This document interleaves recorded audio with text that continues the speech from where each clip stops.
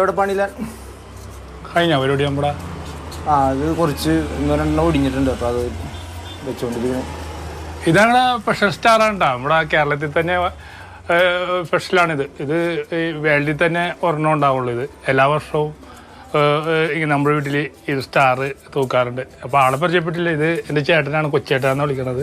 എല്ലാ വർഷവും ഒരു വെറൈറ്റി സ്റ്റാർ കയറും വീട്ടിൽ. അപ്പോൾ അത് കാണാനായിട്ട് ഒരുപാട് ആളുകൾ ഇങ്ങനെ വരാറുണ്ട്. ചെറുപ്പത്തിലെ വിളക്ക് വെക്കണ നക്ഷത്രമാണ് അത് ഉണ്ടാക്കി തുടങ്ങിയത്. അത് നമ്മുടെ മുള അല്ലെങ്കിൽ ഈറ്റ അത് പോയിട്ട് സ്കൂള് അടച്ചുമ്പോഴാണ് പോയി വെട്ടണത്. വെട്ടിക്കഴിഞ്ഞിട്ട് ഒരുപാട് ഉണ്ടാക്കി പുറത്ത് വിൽക്കാൻ വേണ്ടി ഉണ്ടാക്കണത്. അപ്പം അമ്മച്ചി വീട്ടിൽ കുക്കിംഗ് ചെയ്തിട്ടുണ്ടെങ്കിൽ ഇപ്പോൾ ഈ ക്രിസ്മസ് ഞാൻ വീട്ടിലുണ്ട്. അപ്പോൾ അമ്മച്ചിയുടെ ഭക്ഷണം കഴിക്കാൻ വേണ്ടി പള്ളിയിലൊക്കെ പോയിട്ട് വന്നേക്കണേണ്.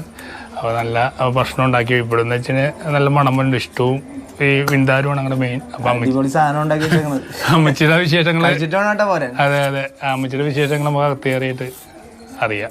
അമ്മച്ചേ ആയാ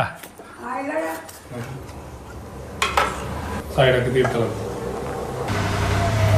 അമ്മച്ചിയുടെ ഈ വിന്താരു കഴിക്കാൻ വേണ്ടിയാണ് ഒരുപാട് ആൾക്കാർ വീട്ടിൽ വരുന്നത് തന്നെ. വീട്ടുകാർ പഞ്ഞെന്ന് മുമ്പ് ചോദിക്കും വിന്താരു ആയാടെന്ന് ചോദിക്കും. അമ്മച്ചിയുടെ ആ ചേച്ചിയൊക്കെ ഭയങ്കര ഫാൻസാണ് ഈ വിന്താരു. ഇതിങ്ങനെ വെച്ചിട്ട് ഇതെന്താ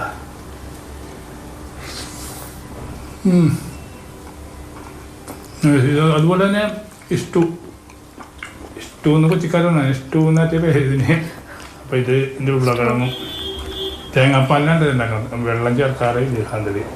തേങ്ങാപ്പാലിൽ അമ്മച്ചിയുടെ പ്രത്യേക ഒരു കൂട്ടും കാര്യങ്ങളൊക്കെ ഉണ്ട്. ഇതല്ല ഉരുളക്കിഴങ്ങും ചെറിയ നമ്മുടെ ക്യാരറ്റിൻ്റെ കഷ്ണവും ഒരു ബീഫും കൂടി വെച്ചിട്ട്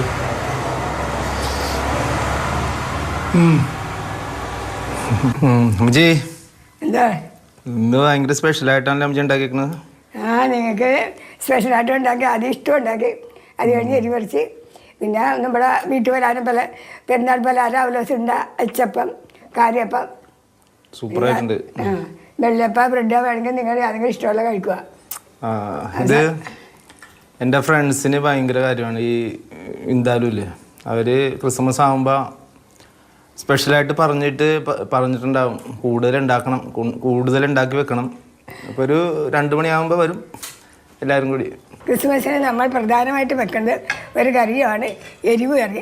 എരിവ് കറി എന്താ വെച്ചാൽ പറയുന്നത് മിന്താരി വെക്കും. പിന്നെ ഇഷ്ടമാണ് രാവിലത്തെ പള്ളിയിലെ കുർബാനയും കഴിഞ്ഞ് വന്ന് കഴിക്കുന്നത്. എരിവ് കറിയാണ്. പിന്നെ ഉച്ചക്ക് കറികൾ എന്തുണ്ടെങ്കിലും മുട്ടിച്ചാറ് വെക്കും. എല്ല് കാണിച്ച് അത് മുട്ടിച്ചാറ് പ്രധാന ആവശ്യമാണ്. ഉണ്ടാക്കുമ്പോൾ എരിവ് കറിക്ക് ഇങ്ങനത്തെ കളർ വേണം. എന്നാൽ മാത്രമേ എരിവ് കറി ആവുള്ളൂ. അപ്പോൾ എരിവ് കുറവാണെങ്കിൽ ഇങ്ങനത്തെ കളർ പ്രത്യേകിച്ച് വേണം.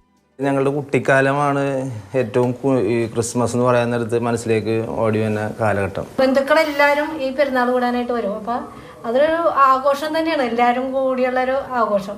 പിന്നെ 31st ആണ്. 31st എല്ലാവരും കൂടി പപ്പാനി ഉണ്ടാക്കി. ആദ്യമായിട്ട് ഇവിടെ പപ്പാനിയുടെ കൈ ചലിപ്പിക്കണൊക്കെ ഒരു രീതി ഉണ്ടായി. ഇങ്ങനെ ആരെങ്കിലും വരുമ്പോ ഇങ്ങനെ വിളിച്ചുള്ള രീതി,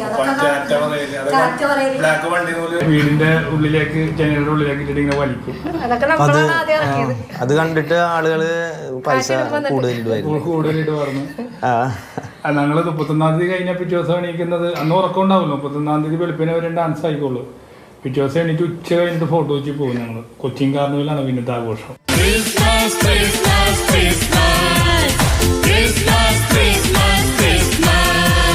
സാന്റപ്പപ്പ വന്നല്ലോ, ഗിഫ്റ്റുമായി വന്നല്ലോ, ഡാൻസ് ആടാൻ വന്നല്ലോ സാന്റപ്പപ്പ.